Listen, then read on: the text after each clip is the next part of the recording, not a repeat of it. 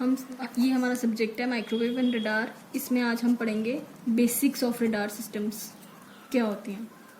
ठीक है, रडार की बेसिक डेफिनेशन जो है वो क्या है कि ये यूज़ किया जाता है आइडेंटिफाई करने के लिए। क्या आइडेंटिफाई करता है? अननोन ऑब्जेक्ट्स जो हैं उनको आइडेंटिफाई करने के काम आता है। अननोन ऑब्जेक्ट्स लाइक शिप्स हो गए, स्पेस क्राफ्ट्स हो गए हमारे, या फिर एयरक्राफ्ट्स हो गए। ठीक है, किसकी मदद से ये यूज होते हैं? आइडेंटिफाई तो करता है बट किसकी मदद से करता है? रेडियो वेव्स को यूज करके। ये रेडार बेसिकली रेडियो वेव्स की हेल्प से अपने unknown objects like ships, spacecraft और एयरक्राफ्ट्स को आइडेंटिफाई करता है और उनकी मदद से उनके पैरामीटर्स जो हैं वो कैलकुलेट करता है। ये बेसिक रेडार की डेफिनेशन है। अगर हम रेडार की फुल फॉर्म की बात करें तो रेडार की फुल फॉर्म दो टाइप्स की होती है। आइदर हम इसको बोलते हैं रेडियो डिटेक्शन एंड रेंजिंग, और हम इसको बोलते हैं radio direction and ranging. Direction and ranging. ठीक है, अब बेसिक सिस्टम्स में क्या होता है? ये एक हमारा रेडार सिस्टम है।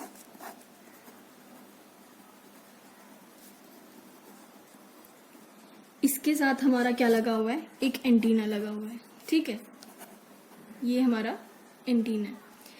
अब होता क्या है, सपोज ये हमारा कोई भी अननोन ऑब्जेक्ट है यहाँ पे। सपोज ये हमारा एयरक्राफ्ट है, कोई भी लॉस्ट ऑब्जेक्ट है, ये हमारा टारगेट है। ठीक है, उसको अननोन ऑब्जेक्ट को हम क्या, किसी भी ऑब्जेक्ट के फाइंड करने को हम बोलते हैं कि ये हमारा टारगेट है। रेडार सिस्टम्स के थ्रू, एंटीनास के थ्रू हम क्या करते हैं? ट्रांसमिट करते हैं वेव्स। ठीक है, जो जर्नली कौन सी वेव्स होती हैं? रेडियो वेव्स होती हैं। ठीक है, इनको क्या कहा जाता है? रेडियो वेव्स कहा जाता है। ठीक है, ये टारगेट तक पहुंचती है और इन रिटर्न ये रेडियो वेव, ये टारगेट जो है वो वापस रिटर्न में हमें क्या भेजता है? रिफ्लेक्टेड इको सिग्नल भेजता है। ठीक है, on the basis of this reflected echo signal, इस रिफ्लेक्टेड इको सिग्नल के बेसिस पे रेडार सिस्टम जो है वो कैपेबल होता है तीन चीजें कैलकुलेट करने के लिए। कौन कौन सी? रेंज क्या है टारगेट की, दूसरा एंगल क्या है टारगेट का, कौन से एंगल पे टारगेट प्रेजेंट है, और तीसरा किस वेलोसिटी से टारगेट जो है वो मूव कर रहा है। ये तीन चीजें जो हैं वो रेडार सिस्टम डिपिक्ट कर पाता है। ठीक है, ये बेसिक रेडार सिस्टम की ब्लॉक डायग्राम आ गई कि कैसे काम करता है। उसके बाद आ जाता है further types of radar system. दो टाइप्स के रेडार सिस्टम्स पाए जाते हैं। आइदर बायस्टेटिक रेडार होता है, दूसरा मोनोस्टेटिक रेडार होता है। बायस्टेटिक रेडार में क्या होता है? ये हमने डिस्प्ले लगाए होते हैं। डिस्प्ले में क्या होता है? यहाँ पे हमारी जो भी रेंज है, वेलोसिटी है, एंगल है, वो सब इस रेडार डिस्प्ले पे डिस्प्ले किया जाता है। इसके साथ ट्रांसमीटर और रिसीवर लगाए होते हैं और दो डिफरेंट टाइप के एंटीनास लगे हुए हैं। ये कौन सा पोर्शन है? ये हमारा ट्रांसमिटिंग एंटीना पोर्शन है, और ये वाला जो है ये हमारा रिसीवर एंटीना का है। बेसिकली क्या होता है? ट्रांसमीटर से ट्रांसमिटेड वेव्स या रेडियो वेव्स जाती हैं टारगेट के पास, और जब टारगेट की रेंज, स्पीड, वेलोसिटी और एंगल हमें पता चलता है, वो दूसरे एंटीना के थ्रू रिसीवर के पास रिसेप्शन पे पहुंचता है by the means of receiver antenna, और फर्दर मोर रिसीवर एंटीना से वो रेडार डिस्प्ले पे जाके डिस्प्ले किया जाता है। This is all about bistatic radar. Bistatic radar is that radar which uses two different antenna to identify its target and is capable to calculate three parameters, that is range, velocity and angle of the target. That is all about bistatic. Next है हमारा मोनोस्टेटिक। मोनोस्टेटिक में क्या होता है? Generally ये radar display है, इसके साथ सेम ट्रांसमीटर और रिसीवर लगा हुआ है, बट इसमें ये होता है कि बायस्टेटिक में दो डिफरेंट टाइप के एंटीनास लगाए होते हैं हमने, लेकिन मोनोस्टेटिक में एक ही लगाया होता है एंटीना। क्यों? रीजन क्या रीजन है? इसमें जनरली जो ऑब्जेक्ट होता है हमारा आइडेंटिफाई करने के लिए, उसमें जो ट्रांसमीटर की पावर होती है वो ज्यादा होती है, और जो रिसीवर की पावर होती है लेट्स से माइक्रोवॉट होती है। और तो इसमें क्या होता है, ट्रांसमीटर की हमारी पावर है मेगावॉट और इसकी है माइक्रोवॉट। जब ये डुप्लेक्सर के मीन से, अब यहाँ पे इसकी पावर ज्यादा है, इसकी पावर कम है, आइसोलेट करने के लिए ट्रांसमीटर की पावर को हम यहाँ पे डुप्लेक्सर यूज करते हैं ताकि वो ट्रांसमीटर की पावर रिसीवर की पावर पे कोई इफेक्ट ना कर पाए। In by two you isolation के लिए हम क्या करते हैं, इसमें डुप्लेक्सर यूज किया जाता है, ठीक है। और डुप्लेक्सर क्या करता है, एक ही एंटीना यूज करता है। टारगेट को, ये सपोज हमारा कोई भी टारगेट है, एक ही एंटीना के मीन से वो ट्रांसमिट करेगा और एक ही एंटीना से वो रिसीव करेगा। ट्रांसमिटर वाला डुप्लेक्सर से होते हुए ट्रांसमीटर को जाएगा और रिसीवर वाला यहाँ पे रिसीवर से होते हुए रडार डिस्प्ले में जाएगा और अगेन अपने पैरामीटर्स यहाँ पे डिपिक्ट करेगा। ये डिफरेंस है बायस्टेटिक रडार सिस्टम्स में और मोनोस्टेटिक रडार सिस्टम्स में। फंक्शन क्या होता है डुप्लेक्सर का, डुप्लेक्सर जो है बेसिकली यूज किया जाता है आइसोलेट करने के लिए ट्रांसमीटर को और रिसीवर को। ट्रांसमीटर और रिसीवर दोनों को आइसोलेट सेपरेट करने के काम आता है during transmission and reception.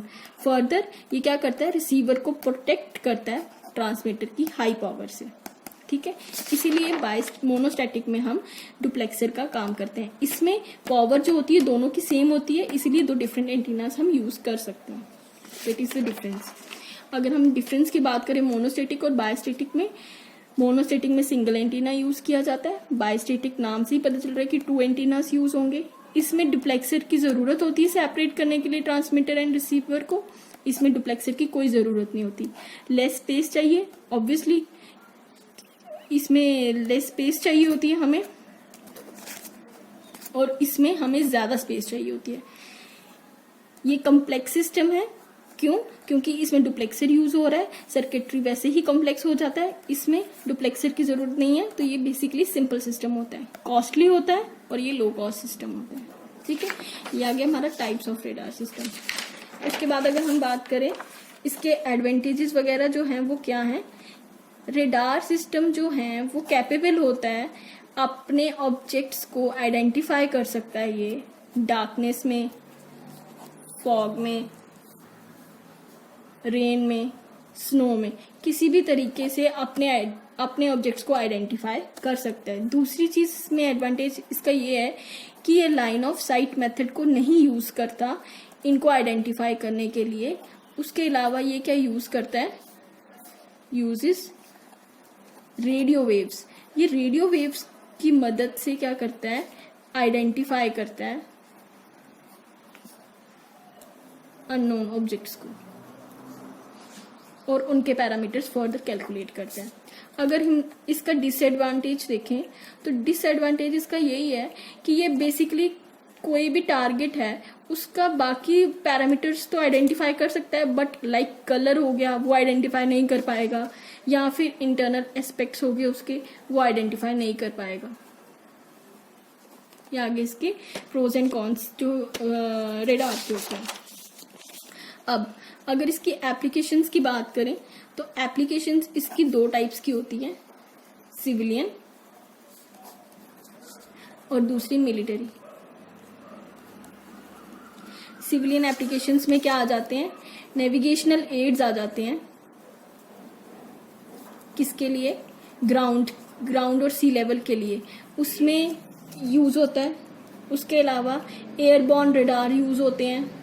Airborne radar क्या होते हैं, जब भी हमें सैटेलाइट की सर्विलेंस करनी होती है तो हम एयरबॉर्न रेडार यूज करते हैं, जिसकी बेस्ट एग्जांपल गूगल मैप है। पुलिस रेडार यूज होते हैं।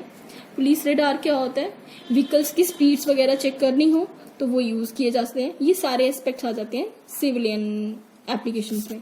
मिलिट्री रेडार सिस्टम्स में क्या आते हैं, बेसिकली ये डिटेक्ट कर सकता है टारगेट को, एनिमी टारगेट को अपने। फर्दर मोर ये क्या कर सकता है, अर्ली वार्निंग दे सकता है। अगर इसको कोई दिख रहा है कि कोई कुछ स्पेस क्राफ्ट या कुछ हमारी तरफ आ रहा है तो जो अप्रोचेबल होता है उसको अर्ली वार्निंग से अलार्म के थ्रू उनको बता सकता है, अलर्ट कर सकता है कि हमें चाहिए आपका स्पेस क्राफ्ट या नहीं। ये आ गया रेडार के बेसिक्स, कितने टाइप्स के रेडार होते हैं, उसकी एप्लीकेशंस और उसके एडवांटेजेस डिसएडवांटेजेस।